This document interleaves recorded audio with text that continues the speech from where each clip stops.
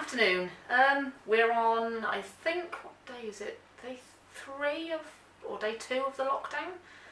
Well, it's not really a lockdown, is it? You can go out for certain things, but for all intents and purposes, everybody should be as locked down as possible. Today should have been a big celebration for my family because we found out what the sex of the grandchild's going to be. I'm not going to announce it on here, it's my daughter's thing, she's announced that on Facebook. But super excited, wasn't what I thought it was going to be, completely wrong. But what I wanted to talk to you about today was mental health, and those of you that know me personally will know that I've suffered with mental health issues for very many years. And it's not something that I share with everybody, it's not something that I share lightly. And it's something that up until recently nobody really has spoken about. It was quite a taboo thing. You were seen as being weak or just a little bit silly if you gave into your emotions or you couldn't control your emotions, and it was always seen as something that other people got. And I know a lot of people that deal with mental health issues. Now, mental health is an all-encompassing thing, and even people that don't suffer have mental health, and they need to look after it because you can't take it for granted. When I was younger, I don't remember having to deal with any issues, but certainly as I got into my early 20s, I do remember incidences of where I haven't been able to deal with things, shutting myself away. And that's how I react to mental health. My mental health issues is that I close down. I lock myself away. I refuse to answer the door. I refuse to answer phone calls. And if you have to share a house with me, I don't talk, which can be obviously 1, frustrating, 2, worrying, and it can be very difficult. My husband has had to learn to deal with how I react, and now he can deal with me a little bit easier than he could like 9 years ago when we first got together.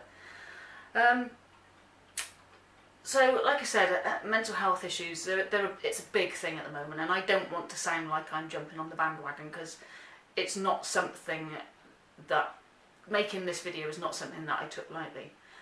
I think the more we talk about it, the easier it gets, and at the moment mental health and mental health issues, it's just going to skyrocket. Everybody is stuck inside. Some people are stuck inside with children, which I don't envy them because kids can drive you stir crazy when you only have to spend a few hours with them. So stuck in 24/7, it's like a rainy day on the summer holidays, but constantly. So I feel for you guys. But I think as much as possible, and I know it's not normality to be stuck in a house, and I'm lucky I have a garden, I have a big-ish garden, so I can expand, I can do what I need to do outside. And I'm a gardener as well, so I quite enjoying actually getting out and doing my own garden. What I'm finding is trying to stick to a normality, so I would generally get up and train, and then eat breakfast and go back to work. Unfortunately, I'm a gardener, so I don't really class myself as a key worker. I think some of my clients do, because I think they still thought I was going to go to work. But I don't feel the need to put myself in a position where, 1, I may catch something, 2, I may pass it on. A lot of my clients are elderly. I don't want to bring it back and give it to Dave, so I'm not worried. I'm worried about the financial implications. But I think I'd rather be healthy and skint than have a pocket full of money and be taken to hospital in an ambulance. Because I know more and more what people class as healthy, young and healthy, with no underlying health issues, are starting to be affected by this in intensive care. And the fewer people we can send to intensive care beds, the better. So I'm not taking any chances. If it gets to the point where I can't pay my bills, I won't pay my bills. That's as simple as it gets. I'm not going to let it get to me. There's no court in the land that will see me out of my home, and there's no court in the land that will put me in prison for not paying my credit card bill for a couple of months.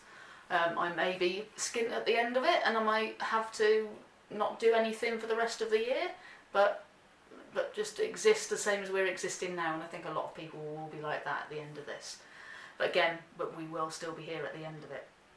So what I'm basically doing is getting up later, so I'm having more rest, which is nice. And then I'm training, I'm doing longer in the gym, so I'll be fitter and healthier. I'm coming down and I'm eating healthily.